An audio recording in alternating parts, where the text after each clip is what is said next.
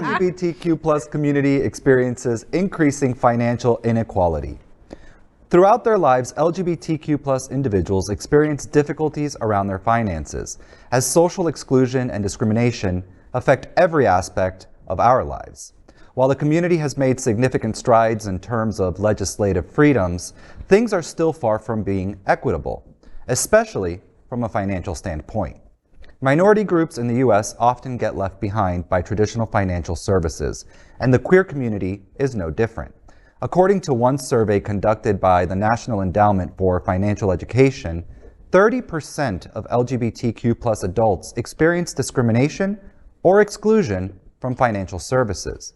When it comes to the current financial state of the queer community, research shows that it has less earning power than its hetero counterpart. On average, bisexual men earned $85,084 per year. Heterosexual men earned $83,469 per year. However, gay men, and this is why we're live. However, gay men earned $56,936, while heterosexual women earned $51,461, lesbian women earned $45,606, and bisexual women earned $35,980. Moreover, students also found that LGBTQ plus folks are less likely to have disability or critical care insurance, a will or estate plan, or even a mortgage or retirement account. Additionally, CNBC research shows that a same-sex couple is 73% more likely to be denied a mortgage than an opposite-sex couple. Nearly 40% of LGBTQ plus respondents in a recent study said the quality of their financial lives has turned out worse than they expected. Going forward, policymakers need a new approach to narrow the financial inclusion gap by advancing LGBTQ plus equality. You know, I found this to be surprising because not too long ago, gay men, same-sex couples were considered dinks, double income, no kids, who were making more money than most. Right. And so reading this and learning about this was quite surprising. What are your thoughts? I was shocked by this too.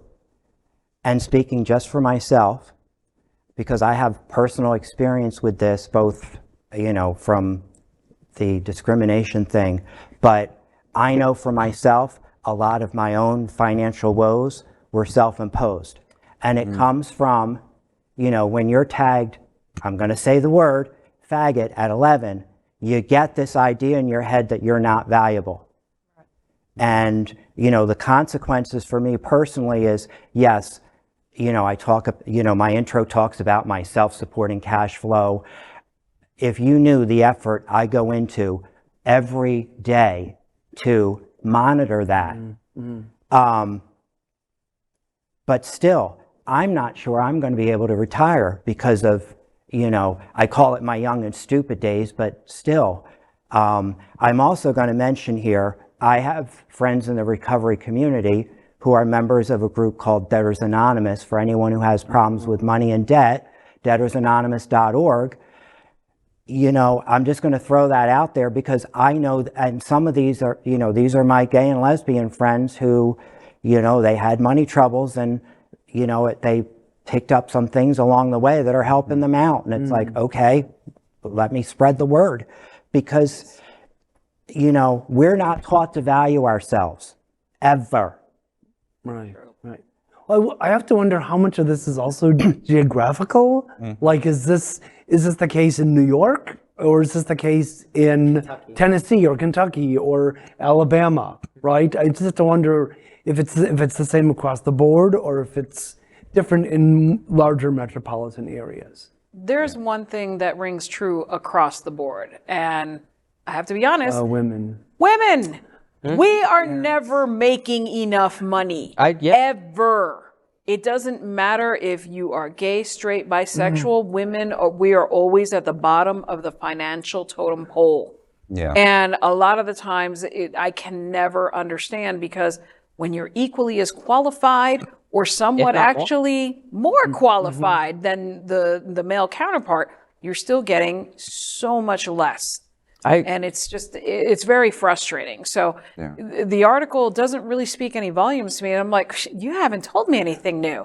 I am always going to be broke. Yeah, we crunch the numbers right here. The difference between gay men and gay women, $11,330. That's The difference between straight men and straight women, $5,475. Yep. We have, in order to go into depth on these issues of not just queer financial differences, we also have to face the differences between sexual identity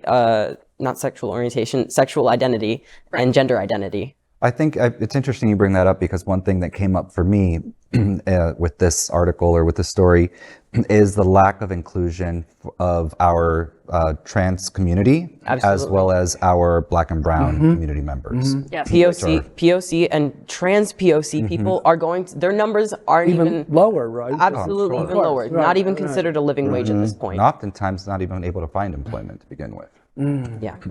In order to face these issues, we have to face the even smaller and more minuscule issues that we find more redundant. We still have to do them. Valid point.